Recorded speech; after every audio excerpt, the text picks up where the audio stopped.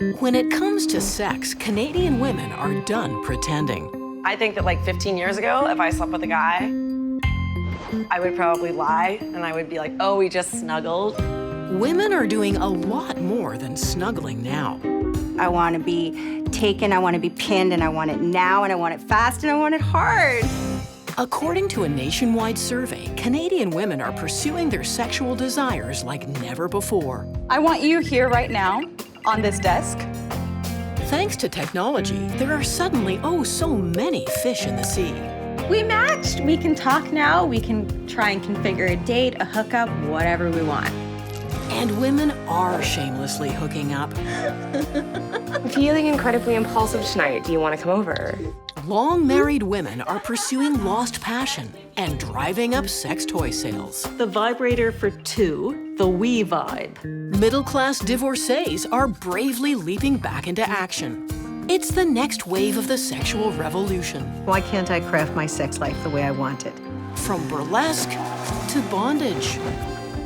A lot turns women on, and they are no longer afraid to admit it. Women are embracing their sexuality in ways that hasn't been acceptable in the public eye. Love in a cold climate is suddenly very, very hot as Canadian women tell the truth about female desire.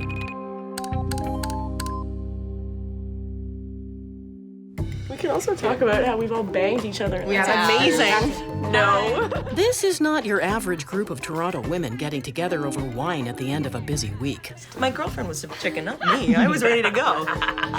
A few are students, others are building successful careers, some married, some single, and some in between. All united by their bold and very public pursuit of sex. I'm a trisexual, and honestly, it's amazing. Just trisexual. Try something once. Like, try anything once. Yeah. All these women are into sexual play with one big stipulation, their consent. They host events like sex parties and body pride workshops, all designed to get women comfortable with their bodies and to hammer home the point that women are entitled to say yes as much as no. I'm Jessie. I actually found Caitlin online on a dating website because at the time my partner and I were poly and I thought she was cute. And I could tell she was equally slutty. Slutty, in this case, is a compliment. Caitlin's gone public with her sexuality because she says she got tired of living a lie. My mother, bless her soul, I love her to bits now, she raised me to believe that you were to have sex with only people that you loved. In my head, with boyfriends that I started to get, I would try and convince myself that I loved them in order to have sex with them. And that seemed very backwards to me.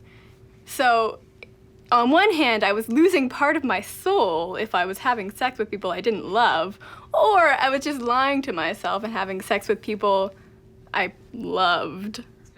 Social media make it oh so easy to plan casual hookups. Samantha has plans for tonight. We're gonna have dinner.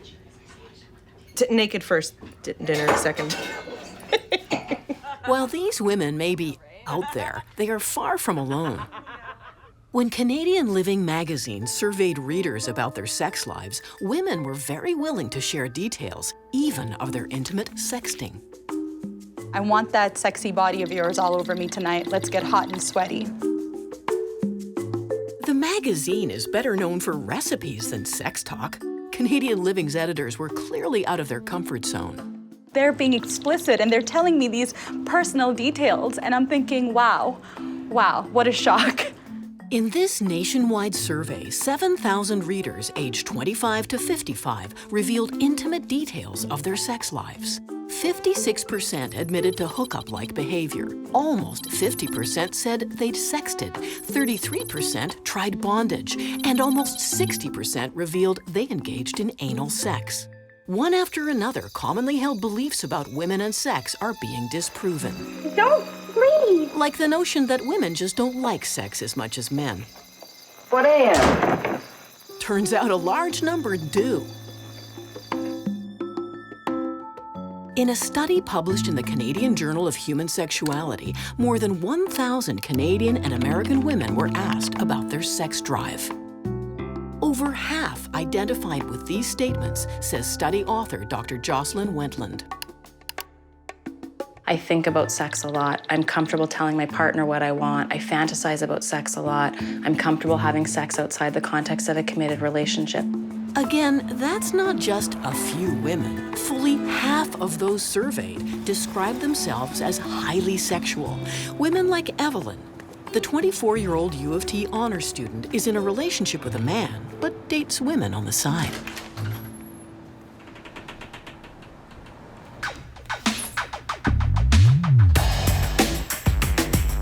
My exercise is I pole dance professionally, and I teach beginner classes, so that's how I exercise.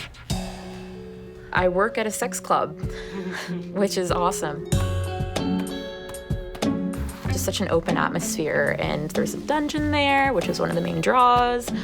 And when I shop, most of the things that I actually buy for myself aren't clothing. It's more like I will shop for fetish gear, like my bitch boots or my corsets, and that's what I spend the big money on.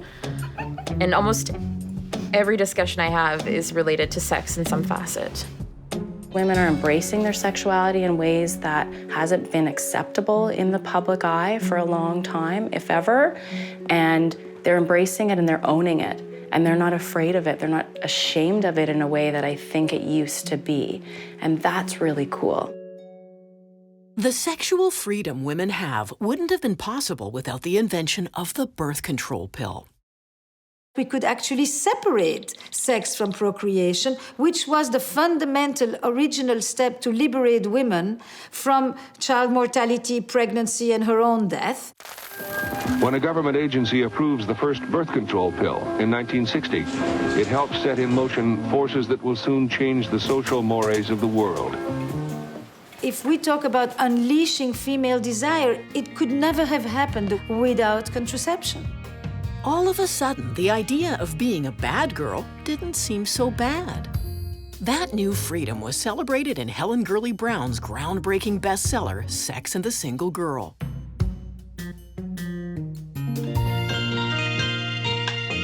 Who can turn the world on with her smile?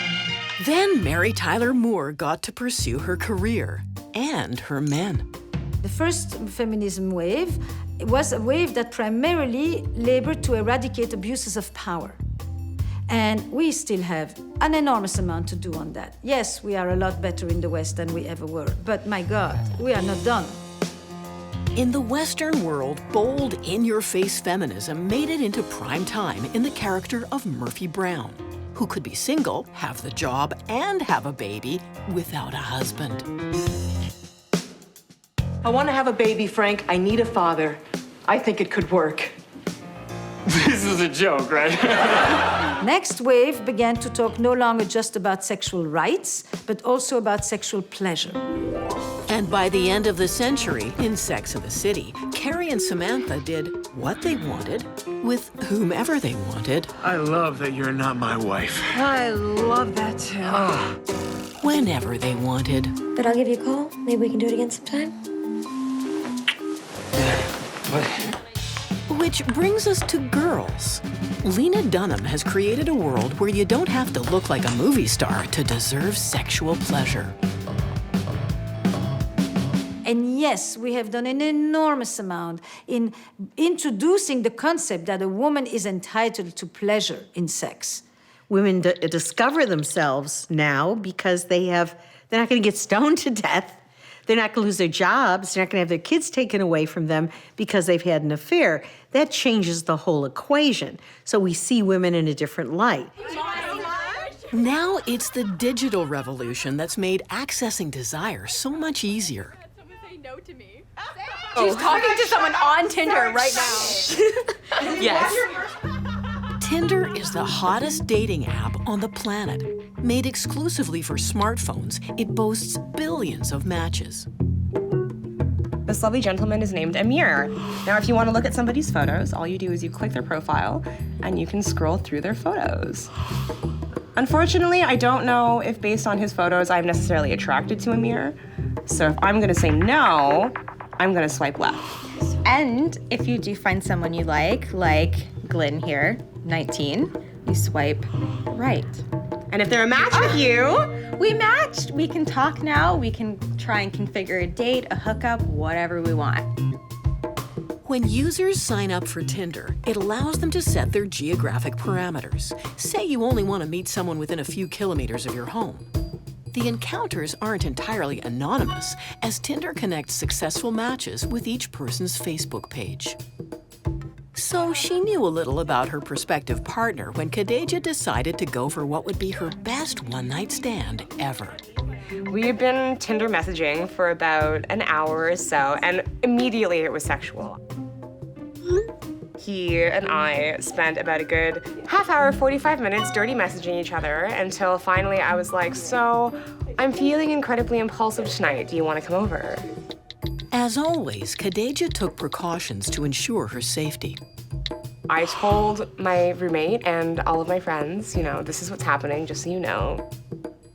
He came over and I made him some tea and I lit all of my candles and lit some incense and I gave him a massage, and then we had a very wonderful erotic experience together, and it was quite lovely. She snuck out that morning at 4:30 a.m. and they lived happily ever after because they never spoke again. Think about online dating apps and Facebook and technology. They're connected in ways that we've never seen before. And technology in that way has really leveled the playing field, that it's not just men's rules and that men are the initiators. It's really evened things up. A generation ago, a woman who liked sex went to great lengths to hide it.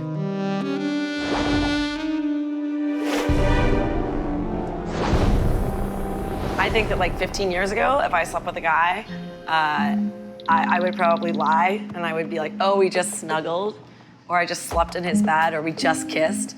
We'd always scale back the real things that happened. And now, you walk into work and you're so excited. You brag about it to all your friends, like, I got laid last night, what? Yeah! And all these girls are like high-fiving each other, like, it's great. Now she brags and blogs about it. I've been on 50 Tinder dates now. Has anybody been on 50 Tinder dates here? All right, just me, okay. Comedian Christina Walkinshaw says she's on a Tinder bender.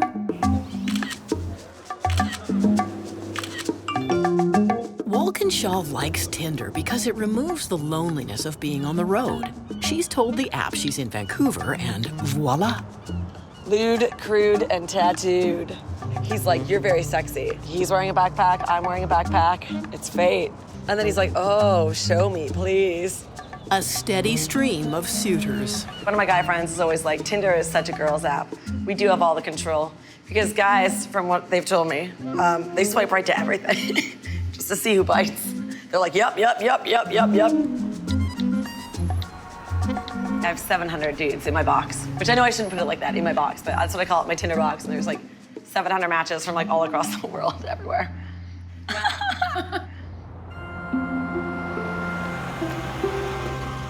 Oh my God, Tanya, you look so beautiful. Wedding planner Mary Bratko is part of a growing trend.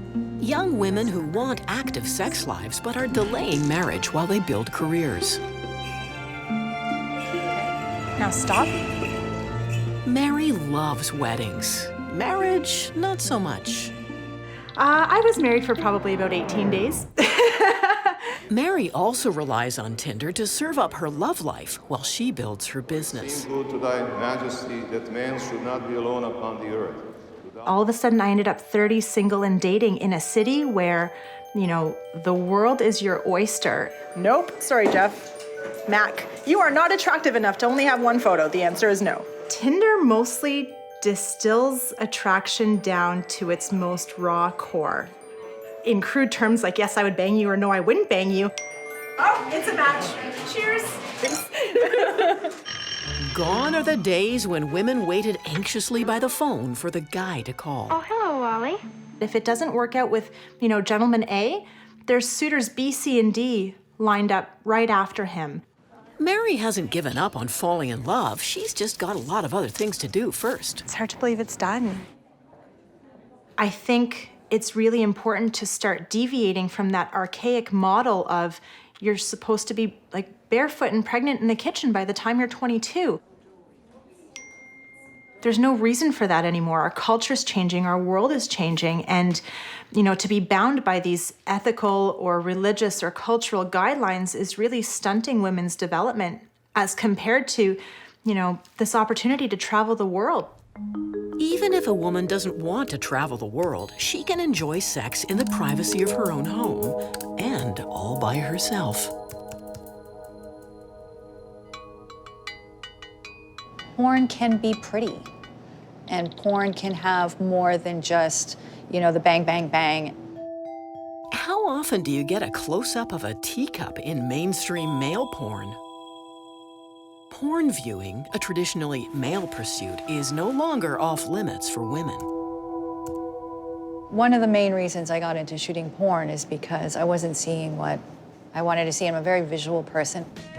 Sonia was seeing too much violence, too much hardcore humiliation of women, and some really bad production values. A lot of the porn was directed at men and had a heavy male gaze. And now that women are seeing that there is a little bit of a niche market coming out and saying, hey, no, I like that. I can watch that, and I'll be proud of watching that. Toronto has become a real hotbed for female porn.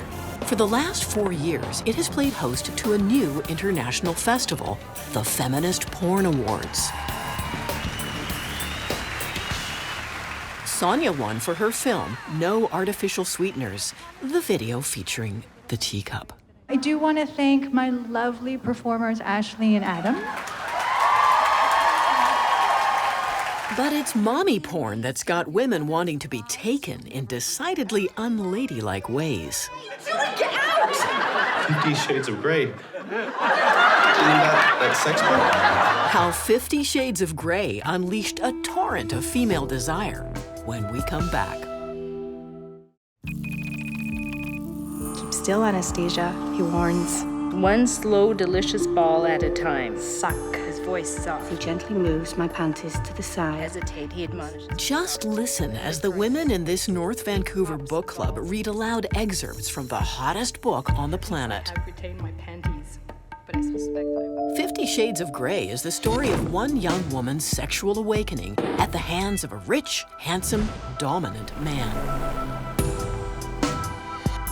With over 100 million books sold worldwide, 50 Shades of Grey is one of the biggest selling books of all time. And now it's a movie too. And a magazine. And you can even follow the exploits of the main characters on Twitter. The plot may be old-fashioned, but this is no Harlequin romance. The book's edgy, but always consensual. Sex play has women talking openly about what they want in the bedroom. I enjoy reading about it. See, I Oh, but I know you, Missy. Wait, what do you mean? Sometimes I think you start communication through an unlikely channel. And I think the book clubs are one of those things where women gave permission to talk about sex and as they got to know each other and trust each other in ways that if anybody had said, oh, let's get a group together and talk about our sexuality, everyone would say, no, thank you. But if it's a book club, okay. 50 Shades of Grey has been called mommy porn for a reason. Happy Mother's Day! Get out! 50 Shades of Grey. Even Saturday Night Live sent up the 50 Shades phenomenon in these mock Amazon Mother's Day commercials. Surprise! Get the out of here! Happy Mother's Day.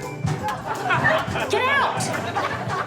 50 Shades of Grey absolutely was a game changer.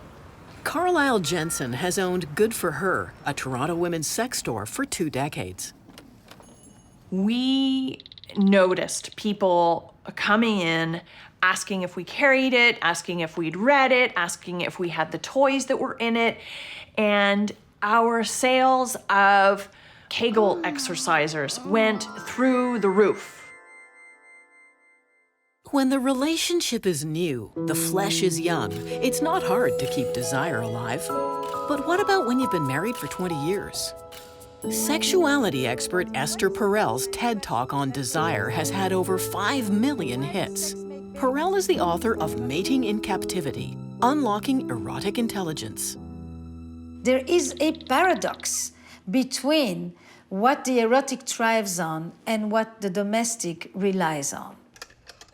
In long-term relationships, it's the wanting that wanes, and Esther Perel knows why. If eroticism thrives on novelty, spontaneity, change, anticipation, the break of routine, family life thrives on consistency, routine, repetition, reliability, dependability, all these anchoring, grounding experiences of life. Perel says she sees many married or longtime partnered women who no longer accept the paradox. They want it all. Like former news reporter, now full-time mom, Kelly Ryan. Kelly and her husband used to have a great sex life. We were the couple that used to set the alarm for 5:30 in the morning so we could have morning sex before we got up and went to work. You want me to cut this up into pieces? Bam, bam, chocolate. Then they had kids. I don't want to be that couple that can count the number of times they've had sex on 2 hands by the end of a year. But we're moving there. Kelly's fight for her erotic self is part of a trend therapists are seeing more and more. Certainly hearing a real mourning about the lack of desire that women once felt at earlier stages of their relationship. Maggie, stop. It's not going to change anything. But modern life makes nurturing desire difficult. Many of the events of the woman's day that promote her multitasking and being in multiple places at once can be a direct hindrance to her ability to have satisfying sex. And that Kelly is taking steps to put the spark back in her relationship, including therapy to learn to detach from her to-do list. Perhaps setting up a separate email account that you and your partner reserve only for discussions around erotic play. I like this. I can see this working. And she's taken a page out of 50 Shades of Grey. For her husband's birthday, she bought him a box of sex toys. So this was the vibrator for 2, the We Vibe. The kit also includes a taste of bondage. I tie my legs together. And for something completely different, a little light torture. The feather nipple clamps. But what happens if you can't rekindle the flame? The percentage of people getting divorced over 50 has doubled in percentage. Dr. Pepper Schwartz is the love and relationship expert for the American Association of Retired Persons, AARP. They've done the largest survey ever of older adults' attitudes towards sexuality, and they uncovered a surprising trend. Other age groups have either leveled off or gone down, but not if you're over 50, so it's saying something.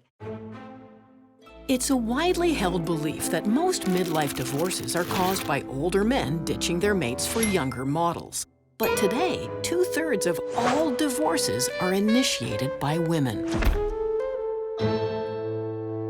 Their economic power means women don't stay in sexually dead marriages, and once women are out the door, they get busy. Carpe diem, Carpe Frank, Carpe Harry, no. It's only after 50 that Sarah went into full flirt mode. I don't have a lot of trouble meeting men. I think at this stage, female desire is really about pleasure. I'm much more comfortable with myself now, much more comfortable in my own skin now than I was in my 20s or 30s. I see myself being sexual for a long time. Don't tell my son that. He'd be mortified. Cheryl Barton, also in her 50s and single again, still can't quite believe where she's going. Cheryl is attending an oral sex workshop. I was very sexually frustrated when I was married. There was a long dry spell. You know, I feel a little bit like people who have been out on a desert or, like Scarlett O'Hara, I'll never be hungry again. Knowing that I maybe had some tools to give someone else pleasure, even though, it didn't even really matter if I used them or not. It was just somehow the knowing that I could that just gave me enough of that kind of sparkle in my eye, feeling like I'm more desirable. For baby boomers, hooking up may come with a sense of déjà vu. Women of my generation were having, a lot of hookups. We didn't call it that, but they were hookups. And particularly in the late 60s and the 70s, that was normal. So it doesn't surprise me that those same women, 1 or 2 divorces later, that they would be willing to go back to hookups. For a night or two. I would never want to have a relationship with someone like him. With 1 divorce behind her, Delaine Moore is not ashamed to admit she hooks up on occasion.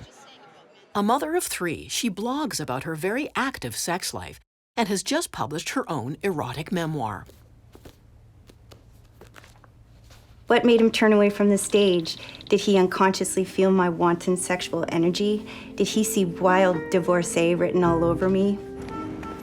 Facing the daunting prospect of dating again, Delaine deliberately set out to revive her dormant desire. She discovered a whole new world. And then I met a pivotal person online who really influenced my thinking. He introduced me to DS, dominant submission, and he dared me to start thinking in terms of sex in ways that I never had before. Starting with understanding, it's the submissive that holds all the power. Consent was in Delaine's hands. Just that primal, being pinned against the wall. Actually allowing myself to accept that that's a part of me and it's something that I want to enjoy. That was a huge step. I think a lot of women have not discovered what they're sexually capable of. And if you meet somebody who brings that out of you, it's like a cosmic experience. All of these ideas I had when I was younger about how I need to be touched softly and gradually, brought to orgasm, and then we have to cuddle for hours. It's like, no, to heck with that. I want to be taken, I want to be pinned, and I want it now, and I want it fast, and I want it hard. So yeah, it's a really ferocious longing, and it's so intense, and it feels amazing.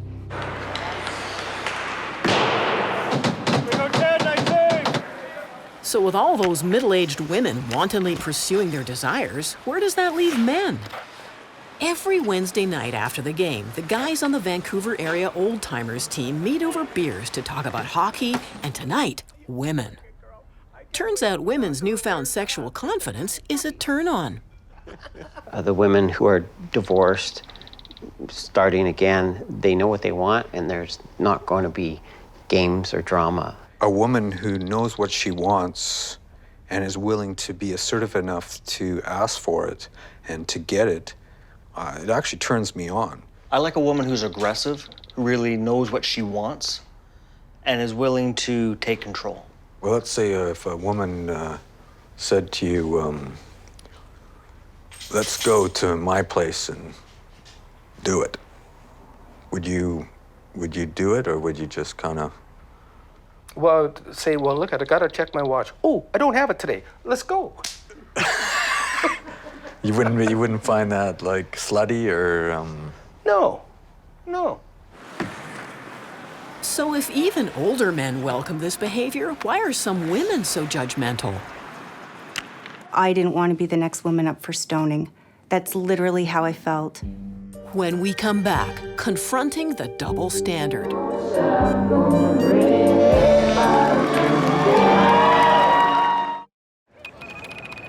The university campus, birthplace of hookup culture.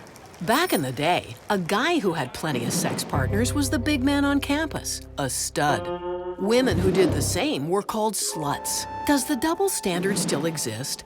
Researchers at Cornell University wanted to find out. Jim is 20 years old. Students were read a short description of a fictional friend. Women were told about a female friend, and men about a male. Both descriptions included a sexual history of only 2 partners each. Participants were asked to describe key personality traits they'd associate with their hypothetical friend. Yeah, definitely loyal, honest. Both men and women responded quite favorably to the friend with 2 sexual partners. He sounds together. He sounds mature. Hardworking. When told their friend had 20 sex partners, men were even more impressed. I'd be a little jealous of him, to be honest. Charming guy. Sounds more confident to me just from that. Just women cannot resist him. But for women, the idea of a girlfriend with 20 partners did not appeal. I would say maybe she's a little insecure. Most people would probably throw in promiscuous. I'm not necessarily sure I would consider her a great friend. It appears the double standard is very much alive on campus. But what's surprising is how much young women buy into it. A 2014 British study of tweets reinforces that finding. The study found women used their 140 characters to criticize almost as much as men. It's called slut-shaming. It's a throwback to some very old-fashioned thinking. A woman who is highly sexual, who is okay having sex outside of a committed relationship, she really, I mean, if you're looking at that from the less sexual woman's point of view, she's giving it out for free. And if you give it out for free, then I have nothing to bargain with. What's happened is that females have internalized these values. If you have had this number of partners, then you are no longer a pure being. We want to differentiate ourselves as females from you. We are the pure females, you are the filthy females. Delaine Moore got the feeling that her openness about her sex life had somehow transformed her into one of those filthy females. I've been very aware that it is a judgmental world out there, and that even women that you think might be open to some broader ideas about sex, they could be very close-minded. Even the ones that are successful in career and everything else, when it comes to sex, they could be very rigid. And I didn't want to be the next woman up for stoning. That's literally how I felt. Throughout history, the only power women had was sexual, starting with Eve, the original temptress. In all of the art and the imagery, she is sexualized, as is Jezebel, as is Bathsheba, as is Delilah, as these sexual seductresses who lure men in and turn them to sin. Consider the writings of Tertullian, an early father of Christianity. He said that women are the devil's gateway. And he also said woman is a temple that covers a sewer. By the 17th century, women accused of sexual crimes like adultery could be burnt at the stake. By the 19th century, highly sexual women were thought to be suffering from a medical condition, hysteria. A doctor could calm them down with a special treatment. The treatment was pelvic massage, which is the nice way of saying that they, brought women to orgasm, because they knew that to repress all of this sexuality was dangerous. That sexual repression continued into the 20th century, exploited effectively by the advertising industry. Our sexuality strikes deep magma in men's souls. They're furious. It's like some subordinate creature has defied them by having a sexuality that is under their own control. Maybe that's what caused so much reaction to the Miley Cyrus twerking video. Her sexuality was very much on display. Cyrus and Robin Thicke performed a very raunchy rendition of his controversial hit, Blurred Lines. The song and its video have been criticized as degrading to women. All right, that display drew plenty of negative reaction across the internet today, so we have to ask, was that appropriate behavior for a 20-year-old girl? Miley pointed out the double standard on Ellen. Robin Thicke was on stage as well. Right. And no one talks about that. Yeah, no one cares about the man behind the booty. Right. You only care about the one that's shaking it. Miley wasn't alone in pointing out the sexual double standard.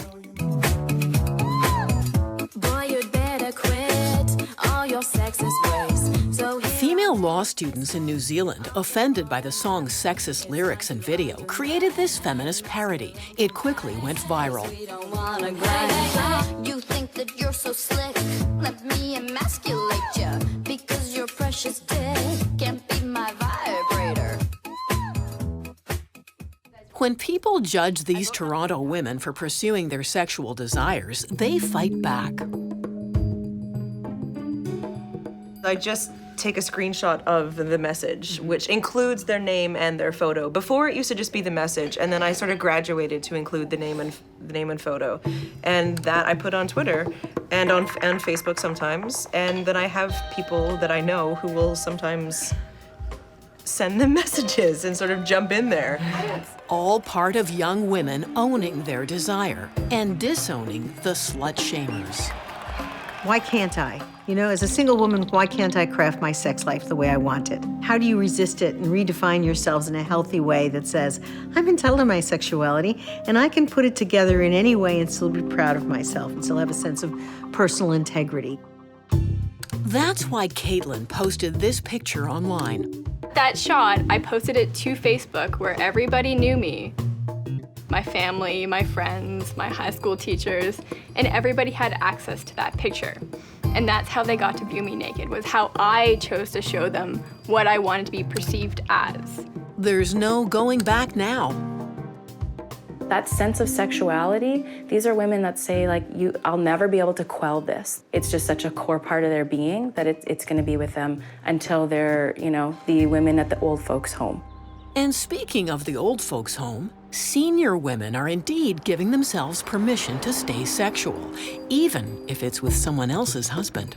Well, I know how to get him going, and he knows how to get me going, and yeah, but it's more urgent, it's more intense, the inhibitions are not there at all with him, not in the tiniest bit. When 67-year-old Deborah's husband could no longer have sex, with his permission, she found a lover. She's in the vanguard of what Pepper Schwartz hopes is a gray sexual revolution. I am on a mission to revive people's feelings of entitlement about sexuality over 50. And I don't just mean over 50, because when you say over 50, people think 50 to 60. I mean the 60s, the 70s, the 80s. The generation that came of age during the first sexual revolution doesn't intend to stop now. Don't think of what society wants or your family. You know, there are ways, especially with the internet. It's easier now. The same woman 50 years ago may have wanted, may have longed for one day to be touched, to be cherished, to be adored, to be kissed by a passionate lover. But she may have had very little options and very little freedom. Deborah found her 68-year-old lover on Craigslist. He is very happily married. He is very happily married, and he made that very clear. However, his wife has lost all interest in intimacy. Protecting her lover's spouse is the only reason Deborah has concealed her identity, not because she's ashamed of her sexuality. He did ask me one question, do you do oral? And I said yes. And he just said, Deborah now has regular Wednesday morning dates with her lover at a discreet motel. The sex, she says, is phenomenal. It's more urgent, it's more intense, the inhibitions are not there at all with him, not in the tiniest bit. So uninhibited that Deborah is now back on Craigslist looking for a woman to join her and her lover. It's always been his fantasy to have two women pleasure him at the same time. So we thought, well, why not? Sexuality as a reflexive project, that evolves and changes in the course of our life, and that we expect to experience till we die in a robust, beautiful, luscious, pleasureful, connected way, is a grand experiment of the humankind. Across Canada, young women are proudly owning their sexuality. In Vancouver, the Van Dolls burlesque troupe both sends up old-fashioned burlesque and celebrates this new openness. There is something very powerful in the removal of clothing. It's not something that you're supposed to do in public.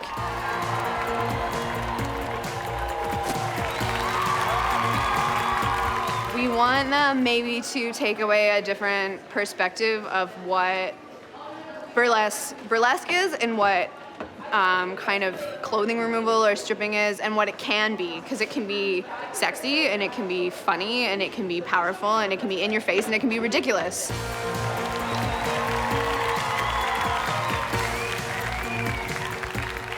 I think it comes back to some of this, like that owning your own sensuality and your power that comes from like that erotic capital, that sensuality, the sexuality, and that is very powerful stuff. I want my sexual freedom. I want her to have it. We want that gay male couple to have it. We've become more accepting and demanding about sexuality, and we're offering it to more different kinds of people. It's too soon to tell how far this sexual revolution will take us. But whether it's older women looking for lovers on Craigslist or young women hooking up on Tinder, one thing's for sure, this genie is definitely out of the bottle. Dating world at our fingertips. I don't have to get dressed to meet men anymore. The best is when we're on the street and I see her go, Don't swipe fast. Take your time. Read people's taglines. And get a little banter going. Don't be so like, no, I want a tall guy. Oh, I can't even tell you how many girls are like, he's so short, he's like a midget. I'm like, who cares? Like, a cool person is a cool person. The journey just continues. I learn more and more about myself and the men and life. And who'd have thought that my sexuality could be a starting point for that?